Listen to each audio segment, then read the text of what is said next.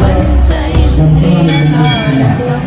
नित्यं जाग्रस्थिते निष्ठं नागनागं आश्रयेऽहं नित्यं जाग्रस्थिते निष्ठं नागनागं आश्रयेऽहं नागनागं नागनागं नागनागं आश्रयेऽहं नागनागं नागनागं नागनागं आश्रयेऽहं नागनागं नागनागं नागनागं आश्रयेऽहं नागनागं नागनागं नागनागं आश्रयेऽहम्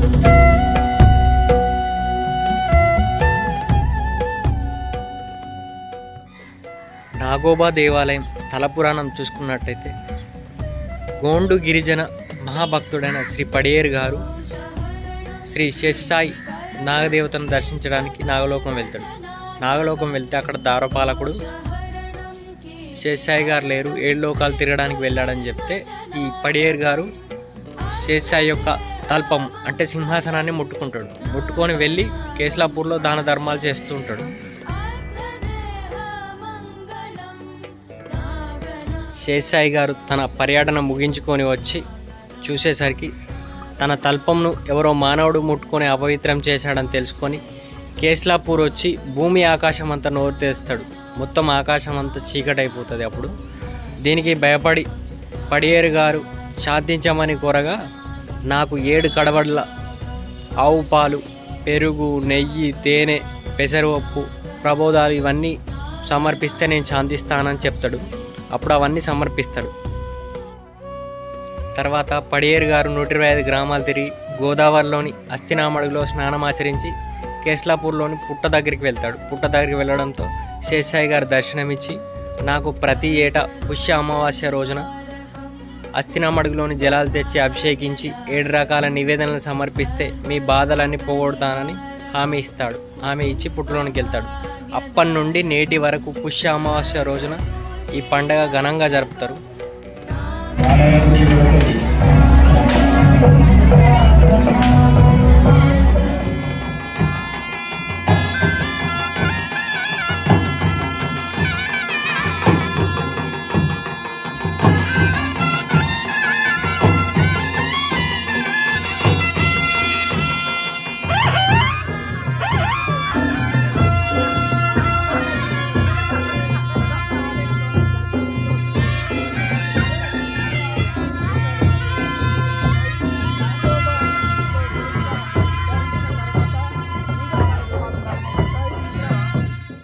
ఈ నాగోబా జాతరకు తెలంగాణతో పాటు మహారాష్ట్ర, ఛత్తీస్గఢ్, ఒడిస్సా, మధ్యప్రదేశ్లో ఉన్న మోస్రం వంశీయులందరూ ఇక్కడ వచ్చి కలుసుకుంటారు.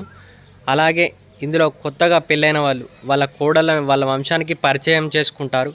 ఈ పరిచయ కార్యక్రమాన్ని బేటింగ్ అని కూడా అంటారు.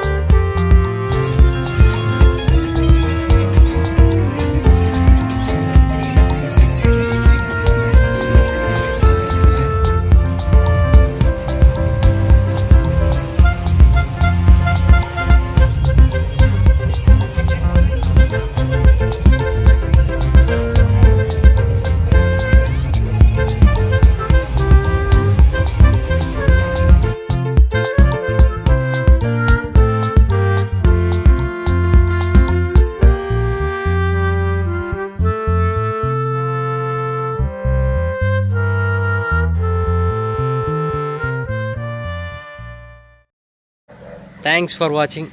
ఈ వీడియో నచ్చినట్టయితే లైక్ చేయండి, షేర్ చేయండి, అలాగే మన ఛానల్ని సబ్స్క్రైబ్ చేయండి.